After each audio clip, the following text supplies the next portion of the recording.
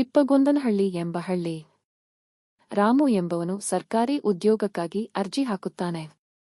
ಅವನ ಸ್ನೇಹಿತ ಶ್ಯಾಮ್ ಶಂಕೆಪಟ್ಟು ಕೇಳುತ್ತಾನೆ, ನೀನು ದಿವಸ ಫೋನಿಗೆ ನೀರು ಹಾಕೋವನೇ? ರಾಮು ಉತ್ತರಿಸುತ್ತಾನೆ, ಗೂಗಲ್ ಇದೆ, ಜೊತೆಗೆ ತೆಂಗಿನೆಣ್ಣೆ ಲಕ್ಕೆ. ರಾಮು ಬೂಟು, ಕೋಟ್, ಸನ್ಗ್ಲಾಸ್ ಧರಿಸಿ ಕೈಯಲ್ಲಿ ತೆಂಗು ಹಿಡಿದು ಪರೀಕ್ಷಾ ಕೇಂದ್ರಕ್ಕೆ ಬರುತ್ತಾನೆ. ಉತ್ತರ ಪತ್ರಿಕೆಯಲ್ಲಿ ಭಾರತ ರಾಜಧಾನಿ ಎ ಕ್ಯಾಪಿಟಲ್ ಅಕ್ಷರಗಳು ಅ ಬಿ ಖಜ.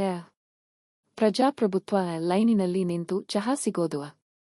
ನ್ಯೂಟನ್ ನಿಯಮ ಅ ಏನಾದರೂ ಹತ್ತಿದ್ರೆ ಕೆಳಗೆ ಬರುತ್ತೆ ನನ್ನ ಅಂಕಗಳನ್ನು ಬಿಟ್ಟು. ರಾಮು ಹೊರಬಂದು ಹೆಮ್ಮೆಪಟ್ಟು ಅ ಹೆಚ್ಚಾಗಿ ಕವಿತೆ ಕೂಡ ಬರೆದಿದ್ದೇನೆ ಎನ್ನುತ್ತಾನೆ. ಶ್ಯಾಮ್ ಮುಖ ಮುಚ್ಚಿಕೊಳ್ಳುತ್ತಾನೆ. ನಗರದಲ್ಲಿ ರಾಮು ಲಿಫ್ಟ್ ನೋಡುತ್ತಾನೆ. ಮುದುಕಿ ಒಳಗೆ ಹೋಗುತ್ತಾಳೆ, ಯುವತಿ ಹೊರಬರುತ್ತಾಳೆ. ರಾಮುಗೆ ಶಾಕ್ ಆಗುತ್ತದೆ. ರಾಮು ಹೋಟೆಲ್ ಮ್ಯಾನೇಜರ್ ಬಳಿ ಓಡುತ್ತಾನೆ, ಅಜ್ಜಿಯನ್ನು ಲಿಫ್ಟ್ ಒಳಗೆ ಹಾಕಿ. ಆಕೆಯು ಯುವತಿಯಾಗಲಿ ಎನ್ನುತ್ತಾನೆ.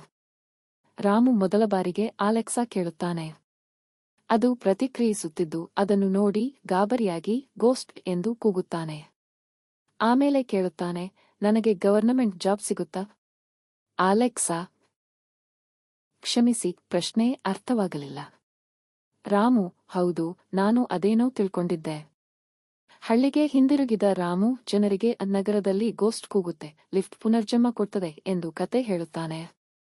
ಅವನು ಉದ್ಯೋಗವನ್ನು ತಪ್ಪಿಸಿದರೂ ಎಲ್ಲರಿಗೂ ಹಾಸ್ಯವನ್ನು ತರುತ್ತಾನೆ.